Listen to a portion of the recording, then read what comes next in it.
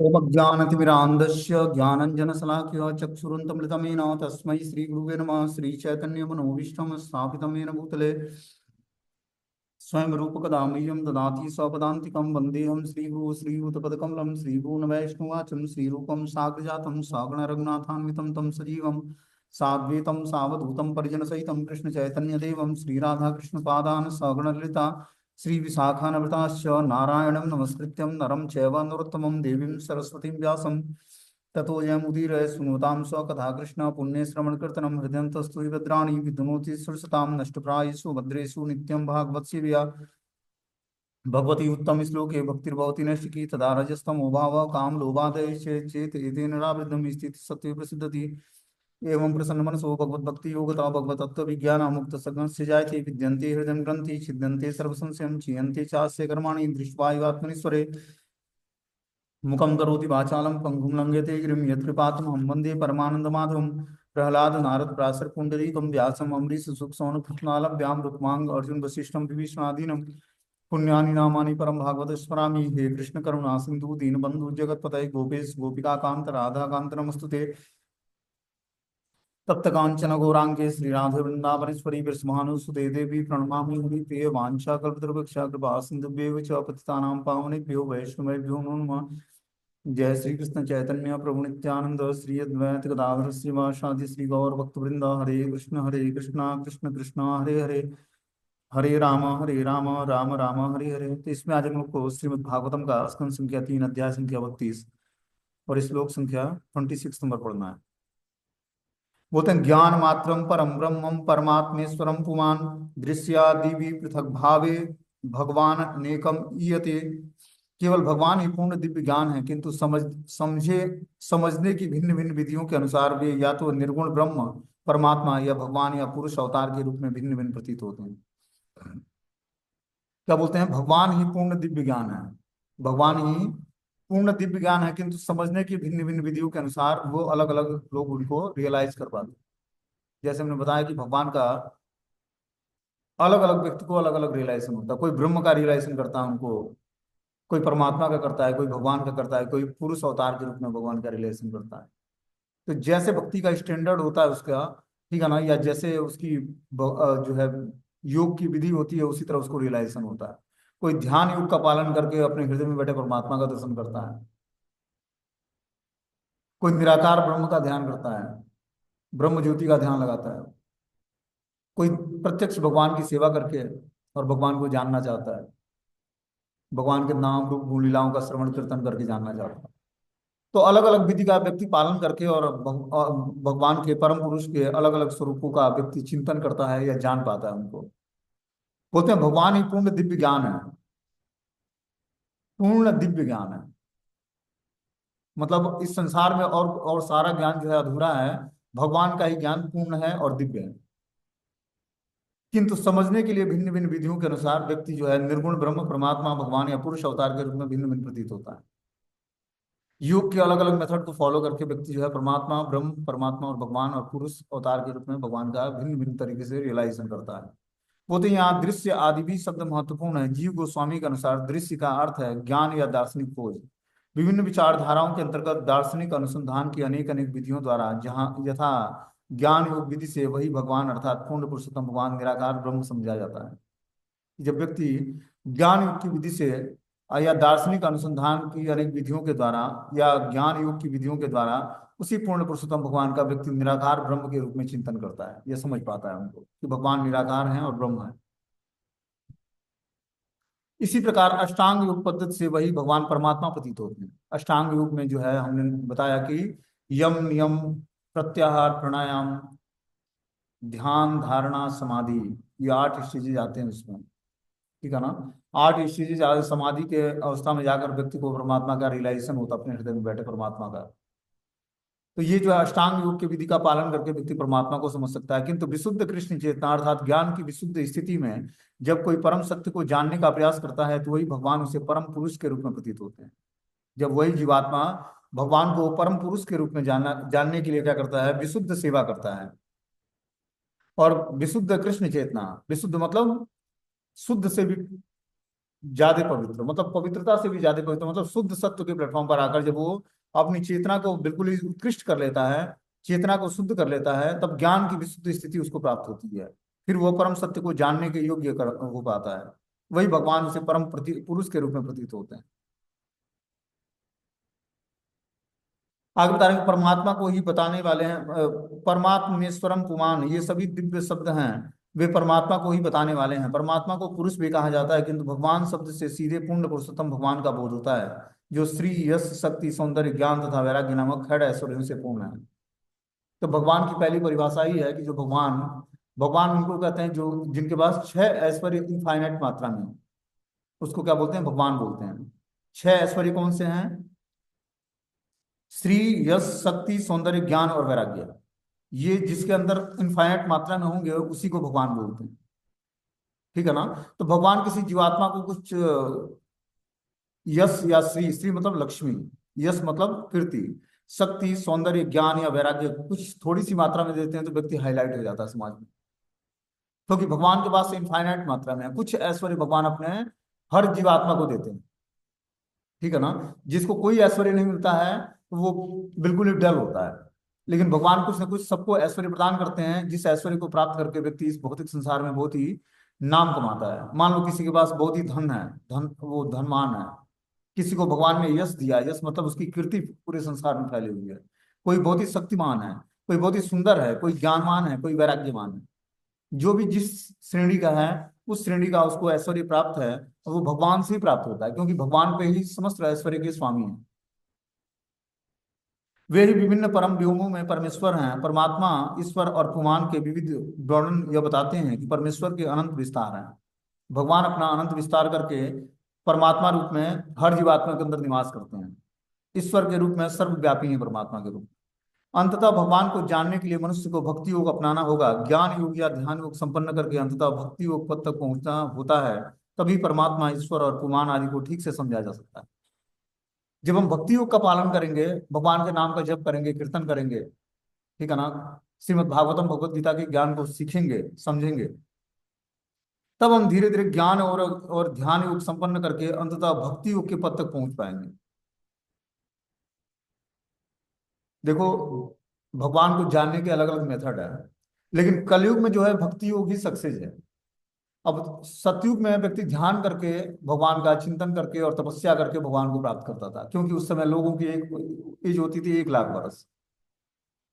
1 लाख वर्ष में वो कुछ हजार साल तक तपस्या करता और भगवान को प्राप्त कर लेता। त्रेता युग आया, त्रेता युग में भगवान के लिए यज्ञ संपन्न किया जाता और भगवान यज्ञ पुरुष उससे प्रसन्न होते और उस भक्त को दर्शन देते। द्वापर युग में जो है श्री विग्रहों की सेवा होती थी, तो उस समय ब्राह्मण पवित्र थे, मंत्र उच्चारण पवित्र था, सब कुछ मंदिर पवित्र होता था, और जो है वातावरण पवित्र होता था, सामग्री पवित्र होती थी, जिससे भगवान का की श्री विग्रहों की सेवा हो पाए। इस कलयुग में ना तो मंत्र शुद्ध है, ना ब्राह्मण शुद्ध है, न कोई जो है भगवान के लिए ऑफरिंग करने के लिए भोजन शुद्ध है, न मतलब कोई भी चीजें शुद्ध नहीं है। तो जब शुद्ध नहीं है तो उस वातावरण में करना क्या होगा, कैसे भगवान को प्राप्त कर पाएंगे? तो बता रहे हैं कि बस संकीर्तन ही एक माध्यम है कलयुग में। कलयुग में महान दोष है, लेकिन एकमात्र महान गुण है कि कलयुग में जीवात्मा संकीर्तन करके, भगवान के नाम का कीर्तन करके भगवत प्राप्ति कर सकता है। इतना आसान बना दिया किसने? भगवान चैतन्य महाप्रभु ने। जब हम भगवान चैतन्य महाप्रभु के माध्यम से भगवान श्री राधा कृष्ण को जानने का प्रयास करते हैं, तो हमारे लिए भक्ति बहुत ही आसान हो जाता है, क्योंकि स्वयं वही श्रीमती राधा रानी ही, स्वयं श्री कृष्ण ही राधा रानी के भाव और रंग क्रांति को स्वीकार करके चैतन्य महाप्रभु के रूप में आते हैं। ठीक है ना? तो जब हम उनके माध्यम से भक्ति करने का प्रयास करते हैं तो क्या होता है, और हमारे लिए भक्ति आसान हो जाती है। और महाप्रभु ने क्या बोला है कि कलयुग में संकीर्तन ही जीवात्मा के उद्धार का एक महान साधन बनेगा।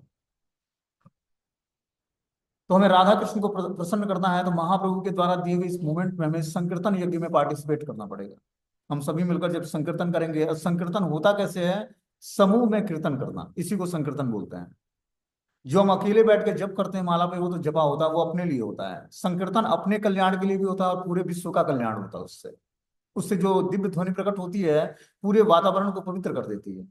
और ऐसा नहीं कि बस मनुष्य ही उससे शुद्ध नहीं होता है, जीव जंतु पेड़ पौधों का भी उद्धार हो जाता है हरि नाम संकीर्तन से। इसीलिए आप देखते हो कि जगन्नाथ यात्रा निकाली जाती है या बड़े बड़े उत्सव सेलिब्रेट होते हैं। ये इसी कारण से है कि जिसकी पहुंच अभी भगवान तक नहीं है, उसके कान में भी ये हरि नाम गूंजने लगे। नेटवर्क की दिक्कत है एक्चुअल में, यहाँ पर वृंदावन में ना तूफान आ रहा है, तो इसलिए नेटवर्क के कारण वॉइस रुकती होगी कभी। तो ठीक हो जाएगा अभी थोड़ी देर में। तो क्या है कि संकीर्तन से क्या होता है कि पूरा वातावरण शुद्ध होता है। और क्या होता है, जिनके कान में ऐसे भगवान का नाम नहीं गया, वो भी अगर जो जगन्नाथ भगवान का दर्शन करते हैं, कहीं रस्सी खींच लेते हैं, प्रसाद खा लेते हैं, प्रणाम कर लेते हैं, उनकी स्वीकृति जग जाती है, वो भी धीरे धीरे भक्ति में आने लगती हैं। ठीक है ना, भगवान के दर्शन करने मात्र से। या फिर तो ये रथ यात्राएं क्यों निकाली जाती हैं? रथ यात्राएं उनके लिए निकाली जाती हैं जो घर से बाहर निकलकर कभी दर्शन नहीं किया भगवान का। तो भगवान कृपालु हैं जगन्नाथ जी, क्या करते हैं, कलयुग में पतित जीवों का उद्धार करने के लिए खुद निकलकर रथ पर सवार होकर और दर्शन देते हैं लोगों को। इसीलिए कलयुग के साक्षात भगवान ही जगन्नाथ बलदेव सुभद्रा महाराज हैं। और निताय गौर सुंदर है। जब हम भगवान श्री गौरांग और नित्यानंद प्रभु की शरण ग्रहण करेंगे, इन्हीं के माध्यम से जीवात्मा का उद्धार होना है। यूं ही कोई साधारण व्यक्ति राधा कृष्ण की उपासना नहीं कर सकता इस कलयुग में। क्योंकि राधा कृष्ण की उपासना तो ब्रज भक्ति जब व्यक्ति को प्राप्त हो जाती है, तब वो राधा कृष्ण की उपासना कर सकता है। राधा कृष्ण की उपासना सिटी में नहीं होती है, वो तो ऐश्वर्य भाव में लक्ष्मी नारायण की उपासना होती है। आप मंदिरों का ऐश्वर्य भी देखोगे, जो ऐश्वर्य भाव में भगवान की है, वो लक्ष्मी नारायण के भाव में होती है भगवान की सेवा। ब्रज भाव में सेवा नहीं होती है। ब्रज भाव में भगवान को उतना भोग नहीं लगता है। ब्रज भाव में तो भगवान बस माखन मलाई और दूध मिश्री खाकर और अपना मस्त रहते हैं, बांसुरी बजाते हैं, गायों के साथ नृत्य, गाय चराना और गोपियों के साथ नृत्य करना, यही काम है कृष्ण का। 6 बार बैठकर आरती स्वीकार करना उनका काम नहीं है। समझ बात को। तो ब्रज भक्ति अलग ही है। और कृष्ण को जानने के लिए वो भक्ति जब हमारे हृदय में जब ब्रज भक्ति प्रकट होगी, तब जाकर हम जान पाएंगे। ये मेथड है, अर्चा विग्रहों की सेवा जो है कलयुग के लिए नहीं है। ये तो एक स्टैंडर्ड बनाया गया है कि चलो उसे आपसे हम फॉलो करके भगवान को धीरे धीरे जानने का प्रयास करें, अपना शुद्धिकरण करें, और लोग उससे आकर्षित होकर मंदिरों में आए, कम से कम भगवान से जुड़े, तो कम से कम आरती के बहाने भी। वास्तविकता तो यह है कि संकीर्तन करके ही व्यक्ति शुद्ध हो पाएगा। कलयुग के लिए संकीर्तन ही एक महान हथियार है, जिससे व्यक्ति अपने समस्त पाप कर्मों से छूट जाएगा। बोलते हैं अंततः भगवान को जानने के लिए मनुष्य को भक्ति योग अपनाना चाहिए, ज्ञान योग या ध्यान योग संपन्न करके अंततः भक्ति योग पद तक पहुंचना चाहिए। तभी परमात्मा, ईश्वर और ब्रह्म आदि को ठीक से समझ पाएगा। तो हमें धीरे धीरे ध्यान योग और ज्ञान योग की विधि को छोड़कर और भक्ति योग की विधि को अपनाना पड़ेगा, तभी जाकर हम भगवान को तत्व से जान पाएंगे। और भक्ति योग है क्या? श्रवणम कीर्तनम विष्णु स्मरणम पाद सेवनम अर्चनम वंदनम दास्यम साख्यम आत्मनिवेदनम। 9 मेथड से भक्ति का होती है। उसमें श्रवण और कीर्तन, भगवान की कथाओं का श्रवण करना और भगवान के नाम का कीर्तन करना, ये मेन हथियार है हमारा। उसके बाद पाद सेवनम। पाद सेवनम में क्या आता है? अर्चा विग्रहों की सेवा, धाम की परिक्रमा, मंदिर की परिक्रमा, तुलसी सेवा, तुलसी जी की परिक्रमा, ये सब, गौ ब्राह्मणों की सेवा, ये सब पाद सेवनम के अंतर्गत आता है। फिर पाद सेवनम अर्चनम, भगवान के शिव विग्रहों का की अर्चना करना, ये अर्चनम में आता है। अर्चनम मतलब आरती करना या उनके सामने कीर्तन करना, ये सब अर्चनम के अंतर्गत आता है। उनको उनके सामने। और फिर वंदनम, वंदना मतलब भगवान के सामने कुछ प्रेयर्स ऑफरिंग करना, अर्चनम वंदनम। दास्यम, दास्यम मतलब भगवान की दासता स्वीकार करना। साख्यम, भगवान से मित्रता कर लेना। और आत्मनिवेदनम, भगवान को सब कुछ समर्पित कर देना, कि भगवान सब कुछ आपका ही है और आप जैसे चाहें आप रखें या मारें। अब ये शरीर भी आप ही का है, आपको चलाना है तो चलाएं, या नहीं चलाना है तो आपकी जो मर्जी है वो करें, लेकिन मैं आपका नित्य दास बना रहना चाहता हूँ। हमें दासता स्वीकार कर लेनी पड़ेगी 100% भगवान को समर्पित करके। तब जाकर तो उसमें हम जब कलयुग में श्रवण और कीर्तन करते हैं, तो धीरे धीरे पाद सेवनम अर्चनम वंदनम दास्यम, पाद सेवनम अर्चनम वंदनम, ये जो है भक्ति के 4 मेथड जो हैं, विष्णु स्मरणम, पाद सेवनम, अर्चनम और वंदनम, ये 4 मेथड जो है हमारे, धीरे धीरे हम हमारे सपोर्ट करते हैं श्रवणम और कीर्तनम को। और फिर हमारे अंदर जो है लास्ट के 3 भाव प्रकट होते हैं। क्या भाव? दास्यम, साख्यम, आत्मनिवेदनम।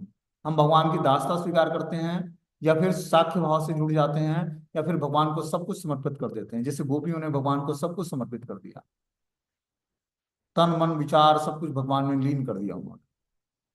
तो उस भाव को प्राप्त करने के लिए व्यक्ति को पहले भगवान का भजन करना पड़ेगा, कीर्तन करना पड़ेगा, शास्त्रों को पढ़ना पड़ेगा, ज्ञान अर्जन करना पड़ेगा।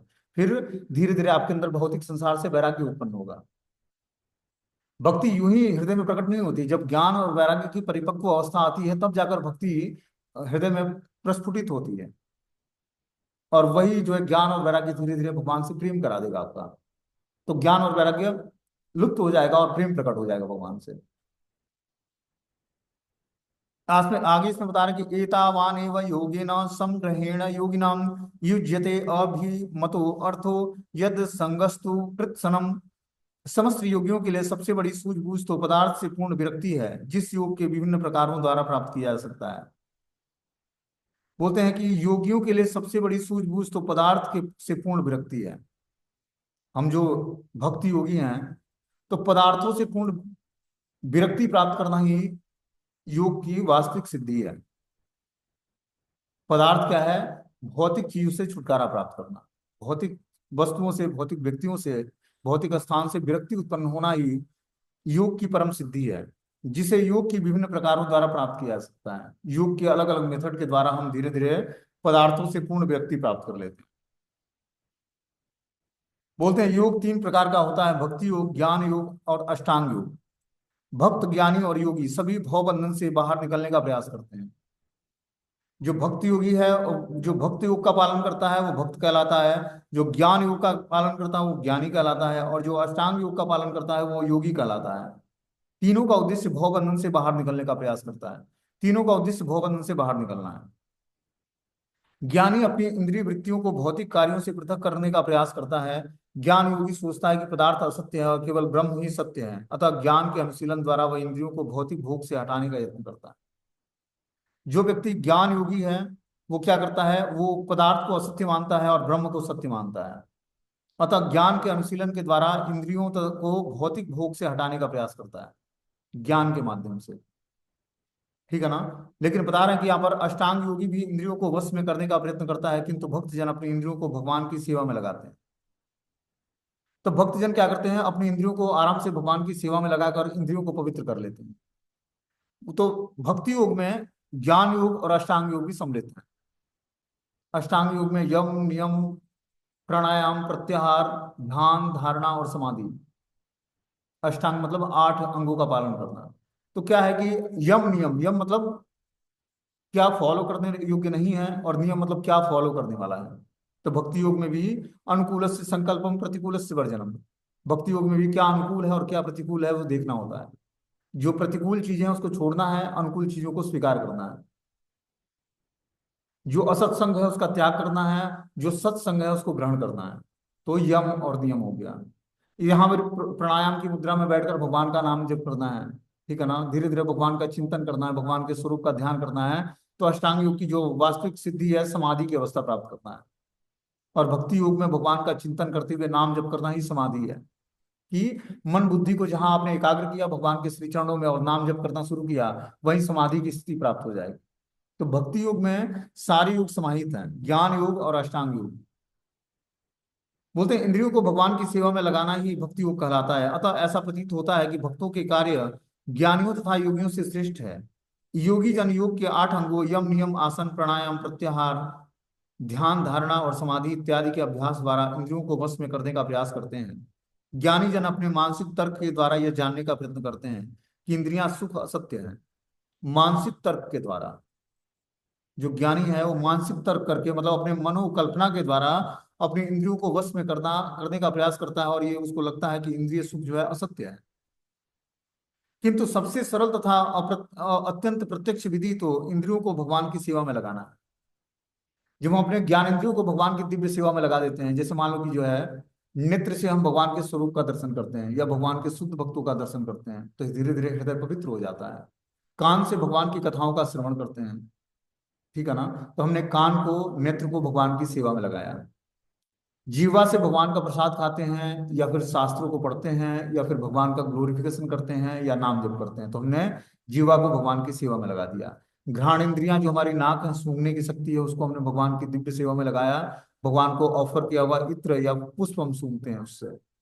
त्वचा जो है जो है सॉफ्ट चीजों को छूना चाहता है, उससे हमने भगवान के श्री विग्रहों की सेवा शुरू कर दी। तो हमारी जो 5 ज्ञान इंद्रियां हैं, जिससे हमें ज्ञान उत्पन्न होता है, उस ज्ञान के माध्यम से हम भगवान तक पहुंचना आसान हो जाता है हमारे लिए।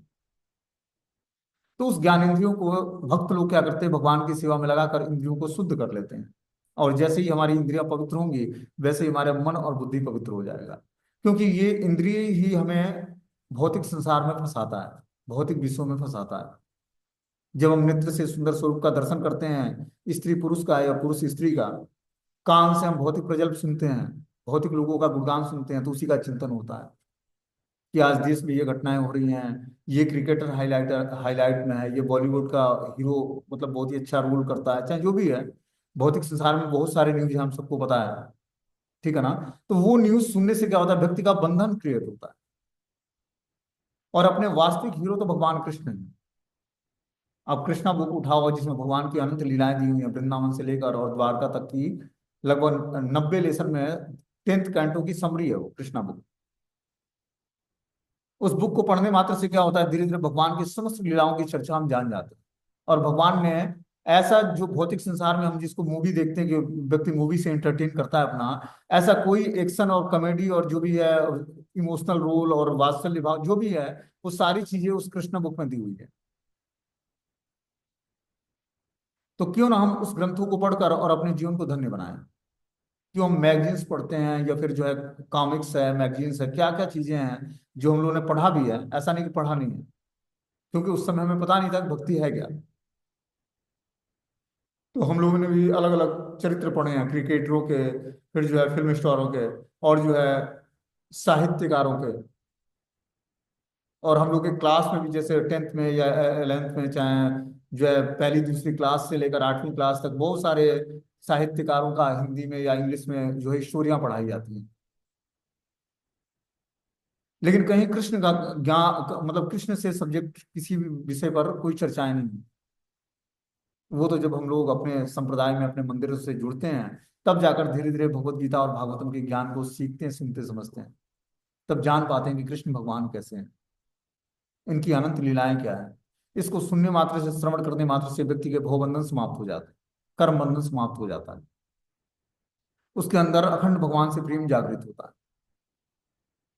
तो क्यों ना हम अपने टाइम का सही उपयोग करके इंद्रियों को भगवान की दिव्य सेवा में लगाकर और क्या करें, अपनी इंद्रियों को शुद्ध करें और मनुष्य जीवन की वास्तविकता को जान पाए। कि वास्तविकता यही है कि जीवन का उद्देश्य भगवान से प्रेम करना सीखना है। बोलते हैं समस्त योगों का उद्देश्य इस संसार से इंद्रिय वृत्ति को मोड़ना है, किंतु अंतिम लक्ष्य पृथक पृथक है। ज्ञानी ब्रह्म तेज से एकाकार होना चाहता है, योगी परमात्मा का साक्षात्कार करना चाहता है, और भक्त कृष्ण चेतना में भगवान की दिव्य प्रेमा भक्ति उत्पन्न करना चाहता है। तो बता रहे हैं कि समस्त योगों का उद्देश्य इस संसार में इंद्रिय वृत्ति को मोड़ना है। योग की परम सिद्धि क्या है कि इंद्रियों को इंद्रिय विषयों से हटाकर भगवान की दिव्य सेवा में लगा देना। इसीलिए हम भक्ति के अलग अलग मेथड को फॉलो करते हैं। हर व्यक्ति का अलग अलग मेथड है भक्ति करने का। किसी को अर्चनम भगवान का पसंद आता है, किसी को भगवान के लिए कुकिंग करनी है, या ड्रेस सिलना है, या भोग बनाना है, या गार्लेंड बनानी है, अलग अलग। या किसी को भगवान का ग्लोरिफिकेशन करना अच्छा लगता है, किसी को आरती। जैसे जिसकी रुचि है, उसी रुचि के अनुसार भगवान की सेवा करना चाहता है। और उस रुचि के अनुसार सेवा करके वो धीरे धीरे पवित्र हो जाता है। क्योंकि भक्ति के समस्त जो अंग हैं, ठीक है ना, 9 मेथड बताए गए हैं, वो सब अपने आप में संपूर्ण है। आप कोई भी एक मेथड फॉलो करके आप भगवान को प्राप्त कर सकते हो, लेकिन कलयुग के लिए श्रवण और कीर्तन बहुत ही प्रबल हथियार है भक्ति करने के लिए और भगवान को प्राप्त करने के लिए। क्योंकि कलयुग में और सब मेथड जो है उतने बारीकी से काम नहीं करेंगे, जितना श्रवण और कीर्तन जल्दी हमें शुद्ध कर देगा। आगे बता रहे कि ज्ञान मेकम प्राचीनम इंद्रियम ए ब्रह्म निर्गुणम अब अव्यभायर्थ रूपेण भ्रात्यायाम शब्द दिग धर्मिणाम। जो अध्यात्म से परांगमुख है, वे परम सत्य को कल्पित इंद्रिय प्रतीति द्वारा अनुभव करते हैं। अतः भ्रांति वस्तु में प्रत्येक वस्तु सापेक्ष प्रतीत होता है। देखो क्या बता रहे हैं कि जो अध्यात्म से परांगमुख है, परांगमुख मतलब मतलब अभी अध्यात्म को जाना नहीं उसने, वे परम सत्य को कल्पित इंद्रिय प्रतीति द्वारा अनुभव करता है। वो परम सत्य को अपने इंद्रियों मतलब भौतिक इंद्रियों से अनुभव करना चाहता है। अतः भ्रांति वस्तु से प्रत्येक वस्तु सापेक्ष प्रतीत होती है। वो मतलब अभी उसकी इंद्रियां परम सत्य को समझने के योग्य नहीं है। उस अपूर्ण इंद्रियों से वो भगवान को समझना चाहता है, इसलिए वो भ्रमित हो जाता है और सापेक्ष प्रतीत हो, सब कुछ उसको उल्टा लगने लगता है। मतलब भ्रांतिवश, मतलब भ्रम पैदा हो जाता है उसके अंदर, क्योंकि इंद्रियां उसकी शुद्ध नहीं है। जब हम इंद्रियों को भगवान की सेवा में लगाएंगे तो इंद्रियां हमारी पूर्ण बन जाएंगी। और जब तक इंद्रियां पूर्ण नहीं होंगी तब तक हम अपने बद्ध जीवन से छूटेंगे नहीं। हमने बद्ध जीवन के 4 लक्षण बताए हैं कि जब तक व्यक्ति बद्ध जीवन में होता है उसके अंदर 4 दोष पाए जाते हैं।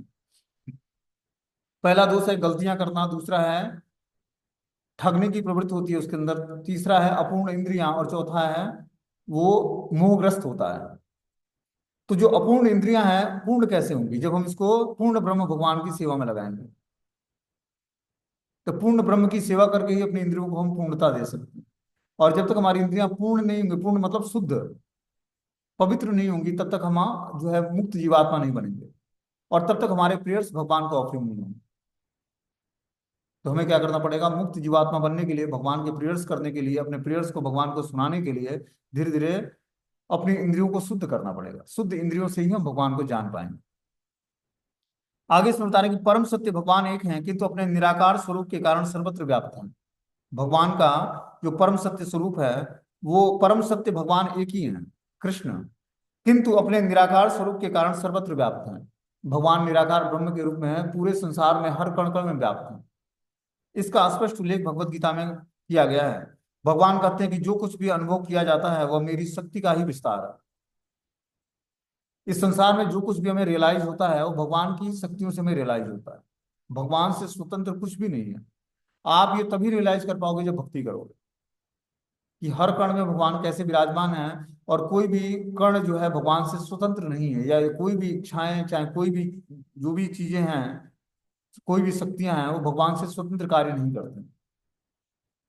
यहाँ तक कि हम देखते हैं कि सूर्य, चंद्रमा, ये सब भगवान के अंडर गाइडेंस में और भगवान के डर से कार्य करते हैं कि टाइम से उगना है और टाइम से अस्त होना है। वायु के देवता वायु देते हैं सबको प्रॉपर तरीके से, ऐसा वो भेदभाव नहीं करते कि ये धनवान व्यक्ति है, ये गरीब है, या फिर ये जो है बीमार है, या फिर ये स्वस्थ है। सबको समान रूप से वो सब कुछ प्रदान करते हैं सारे देवता। वो भिन्न मतलब डिफरेंस नहीं करते किसी को। तो इनको शक्ति कहाँ से प्राप्त होती है? शक्ति भगवान से प्राप्त होती है। अल्टीमेटली शक्ति के स्रोत ही भगवान है, इसीलिए उनको शक्तिमान बोला जाता है। और बाकी सब देवता जो है शक्ति हैं।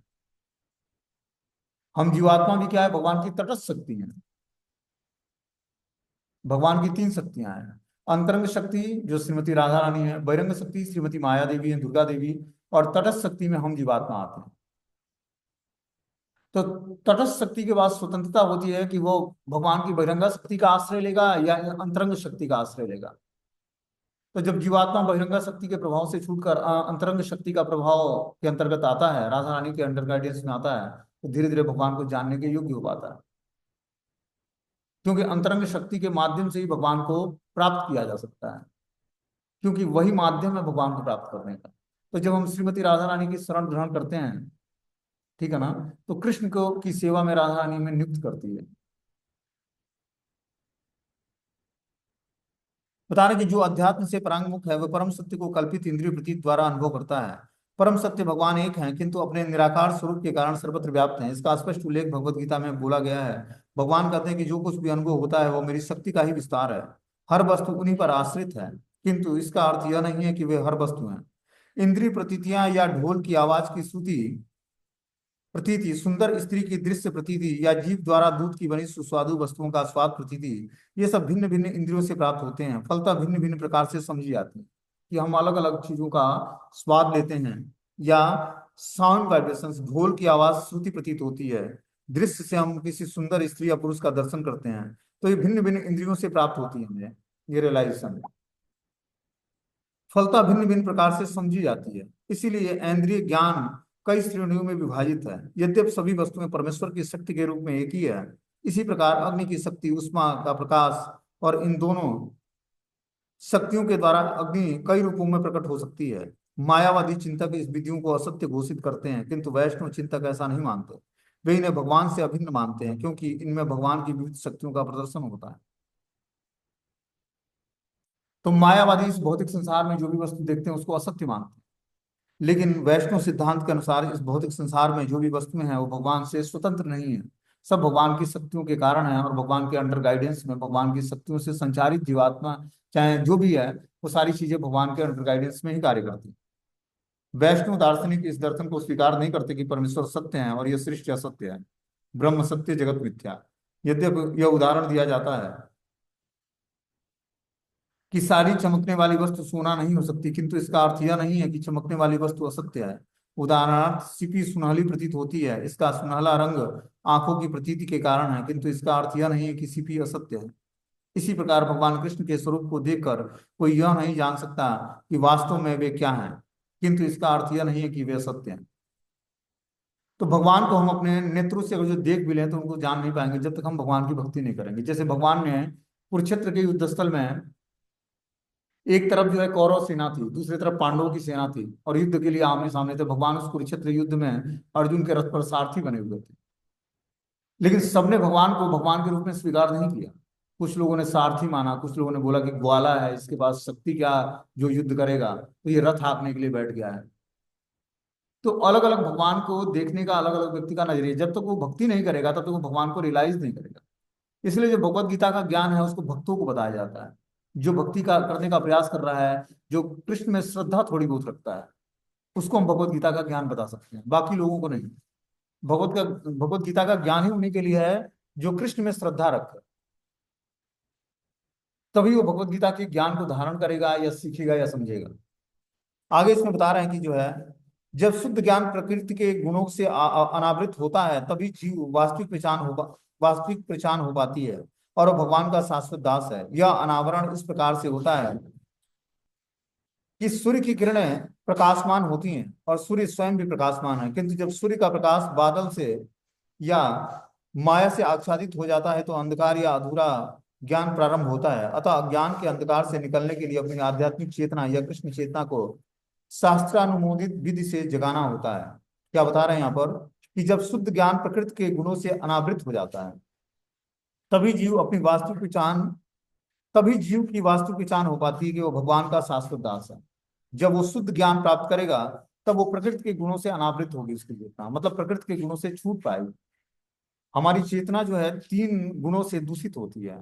जो प्रकृति में तीन गुण है, सतोगुण, रजोगुण और तमोगुण, उस तीन गुणों से हमारी चेतना दूषित होने के कारण हम अपनी वास्तविक पहचान को भूल जाते हैं कि हम कृष्ण के नित्य ही दास हैं, और हम दासता भूल जाते हैं। इस कारण से क्या होता है, हमारी चेतना आवृत हो जाती है। किससे? माया से, प्रकृति की तीन गुणों से। और तीन गुणों से आवृत होने के कारण हम अपने वास्तविक पहचान को भूल जाते हैं, भगवान से अपने संबंध को भूल जाते हैं। भक्ति क्या करती है, हमारे संबंध को फिर से भगवान से जागृत करती है और हमारे चेतना को पवित्र करती है, तीन गुणों से ऊपर उठाती है। तो भक्ति करके अपने चेतना को हमें क्या करना पड़ेगा, शुद्ध सत्व के प्लेटफॉर्म पर स्थिर करना पड़ेगा, तभी हम वसुदेव स्थिति को प्राप्त करके ही भगवान वासुदेव को जान सकते हैं। तो जब हम अपनी चेतना को धीरे धीरे भगवान की भक्ति में लगाएंगे, कैसे लगाएंगे? सुबह उठकर ब्रह्म मुहूर्त में स्नान करके भगवान के नाम का जप करेंगे, मंगला आरती करेंगे, तब हमारी धीरे धीरे चेतना पवित्र होगी। भक्ति के मेथड को ही फॉलो करना पड़ेगा एक पर्टिकुलर टाइम के समय, तब हमारी धीरे धीरे चेतना पवित्र होगी। हम भक्ति करने के लिए टाइम भी निकालते हैं, लेकिन अगर जो ठीक टाइम पर हम वो कार्य करेंगे तो हमें ज्यादा बेनिफिट होगा। सूर्य उदय से 1 घंटे 36 मिनट पहले जब हम भगवान की भक्ति शुरू कर देते हैं तो उससे हमारी चेतना बहुत जल्दी पवित्र हो जाती है, क्योंकि वो ब्रह्म मुहूर्त का टाइम जो है भगवान की भक्ति के लिए बहुत ही बेनिफिशियल समय है, बहुत ही प्रॉफिटेबल टाइम है। तो हमें उस समय भगवान का नाम जप करना चाहिए और भगवान की आरती करनी चाहिए। ऐसा हम करेंगे तो धीरे धीरे हमारी चेतना जो है सत्वगुण की स्थिति धारण करेगी, और सत्वगुण की स्थिति धारण करके धीरे धीरे, और हम जब अपने को श्रवणम कीर्तनम में लगाते जाते हैं तो धीरे धीरे हमारी चेतना सात्विक वृत्ति धारण कर लेती है, और 24 घंटे भगवान का अखंड चिंतन और नाम संकीर्तन होने लगता है। तब आपको धीरे धीरे विष्णु स्मरण की सिद्धि प्राप्त होगी, जो भक्ति की तीसरी विधि है, विष्णु स्मरण। निरंतर always remember Krishna, never forget Krishna, ये स्थिति प्राप्त हो जाएगी। आप हमेशा भगवान को याद रख पाओगे, भगवान को कभी नहीं भूलोगे। और जब ये स्थिति प्राप्त होगी तो आपको हर जीवात्मा के अंदर धीरे धीरे भगवान का प्रेजेंस अनुभव होने लगेगा, और फिर किसी के प्रति अपराध नहीं करोगे। हमें लगता है व्यक्ति जो है कुछ भगवान के कुछ ऐश्वर्य उसको दिए जाते हैं तो वो पूजनीय बन जाता है संसार में, जिसको भगवान ने अपने ऐश्वर्य से वंचित कर दिया या कम दिया, उसको हम लोग पूजनीय नहीं मानते हैं। लेकिन हर व्यक्ति जो है भगवान का आश्रय लिया, भगवान हर हृदय में परमात्मा रूप में निवास करते हैं।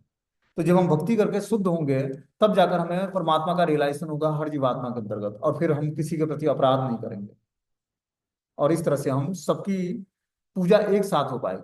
जब हम क्या करेंगे, सबके अंदर परमात्मा का रियलाइजेशन करेंगे, तो सबको हम हृदय से प्रणाम करेंगे। प्रणाम नहीं भी करेंगे तो निग्लेक्ट नहीं करेंगे।